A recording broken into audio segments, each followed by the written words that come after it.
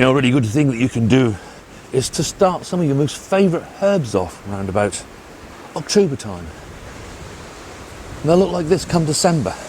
These are now ready to go down to our house, where they'll sit on the windowsill, give us some nice fresh, in this case, parsley, all the way through the new year into next spring. Now Sunday is the 1st of December.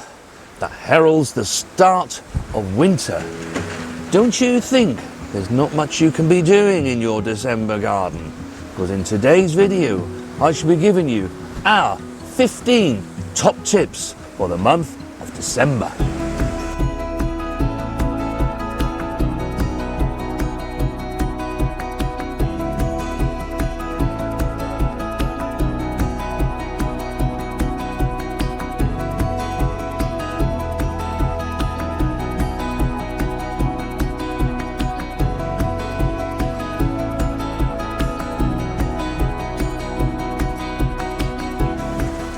Now my first top tip is actually one that you can do indoors on those cold December evenings in between a glass of sherry and pulling a cracker.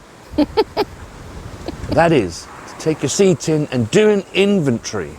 See what seeds are now out of date, see what seeds you've actually used up, and importantly the ones that you think will still be okay as we go into the next gardening season.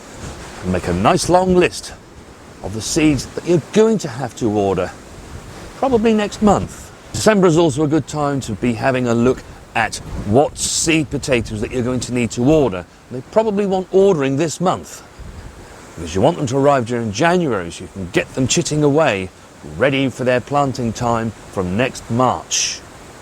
Keep brassicas covered over the winter period. This is really to stop the pigeons getting to them. Now that we're in winter, there's much less for them to be able to forage, and they're like nothing better than our nice tasty brassica leaf. And actually, just like the cabbage whites, it won't take the pigeons long to devour those leaves. Myself and Mrs. W have learnt from bitter experience. And of course, as with all brassicas, as you're going around and checking underneath them, look out for yellowing leaves, leaves that are dying, leaves that are no longer doing the plant any good, and remove them. And also the ones that have already fallen to the ground. This will help in your fight against mould, grey mould, and any other fungal diseases that brassicas can be susceptible in the very cold and damp weather. Now the month of December, provided the ground is not waterlogged or frosted, is a good time to be planting a new blackberry. I can highly recommend this, which is called Loch Ness. It's a thornless variety, otherwise I wouldn't be holding it like this. If you plant it during the month of December, it can get away and you can be enjoying some nice tasty blackberries next summer. My next top tip regards your raspberries. Hopefully if you've got summer fruiting ones, you've already done what we've done here, which is to remove the old canes, tie in the new ones. You can probably hear today that it's extremely windy. And that's why when we gave you the top tips, we said to cut these back and not leave them really tall, because these winds will whip them about. Before you know it, they will have snapped.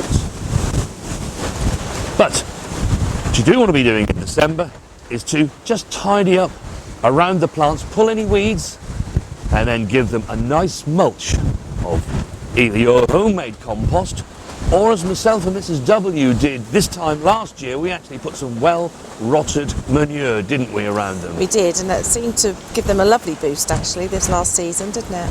One of the best harvests we've had for 2 or 3 years, isn't it? Yes. While we're on the subject of fruit, December is also a good time, again so long as the ground is not waterlogged and it's not frozen, to actually invest in planting some fruit trees. Now, if space is limited, do take a good look at things like cordons and espaliers. You can get those planted now. They don't grow very big, but they will give you an abundance of fruit and make use of that space where you can't grow vegetables because there's not quite enough against a wall, against a fence. Lift and divide rhubarb. Replant the outer sections, but do ensure there is a couple of buds on them so that they can spring into life next year. Plant into soil with well rotted manure or homemade compost. Now, December is not always cold, wet or frosty. There are some quite nice days. And aside from being particularly windy today, the sun is shining and it's quite mild out here. Ideal days to start jobs and to do the things that you want to do. One of them is, if you don't yet make your own compost, is to make a compost heap. You can see we've just used some old pallets to make ours. Mrs. W has made me a nice roof over the top of our compost heaps. And it's a really good idea, if you can, to get a roof over the top. But if you don't have a roof, then it's a good idea to cover the heaps with cardboard to keep out the worst of the winter rains. And of course, keep feeding the composter. Whether it's a hot composter like ours or your cold composting, do keep adding material to it. Turn your compost heaps to mix the ingredients thoroughly. Another project you can start during December is to clear your shed out. Get it all nice and tidy again. For myself and Mrs. W, it's an ongoing process. Yes. Also, organise your tools while you're there. Give them a good clean and sharpen if required. The good thing about no dig is that you can get onto your land and actually do the jobs that you want to be able to do. And of course, at this time of the year, as your vegetables give up their final harvests, remove the plants, get them onto the compost heap, and give your soil a good mulch with your lovely homemade compost. By now your asparagus tops should have been cut down. So now is a good time in December to actually give them a good feed, either with your lovely homemade compost or some well rotted manure. Give them a good feed so that you get a good crop the following season. We hopefully will get our very first crop next year. Those plants will be 3 years old. And for those that have been with us forever, or the last 3 years we've been on YouTube, you'll know that in year one we actually sowed them from seed. Fingers crossed. Then of course December, it's the time when the big jolly man dressed in red comes. And of course we'll all be decorating everything up and making the house look amazing. Well, for my very last tip, get yourself out there and take yourself for a walk to get some fresh air and collect some brightly coloured stems and leaves, holly, berries. Make yourselves some homemade decorations.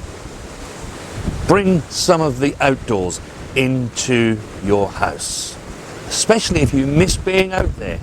There are periods during the winter, of course, when we might do a week or more without actually getting out and doing something on the plot. So just remind yourself of just how amazing it is outside there with those lovely trimmings.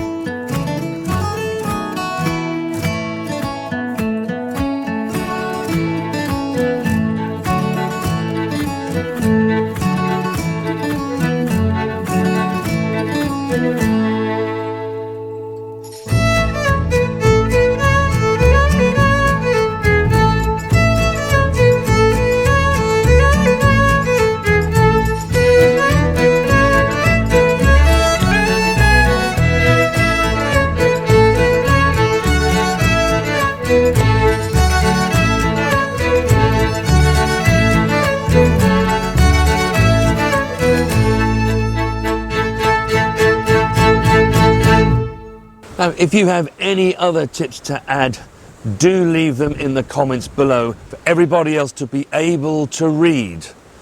And if you haven't yet subscribed, then don't forget to hit that subscribe button. Do have a great gardening week, and we shall see you on the next one.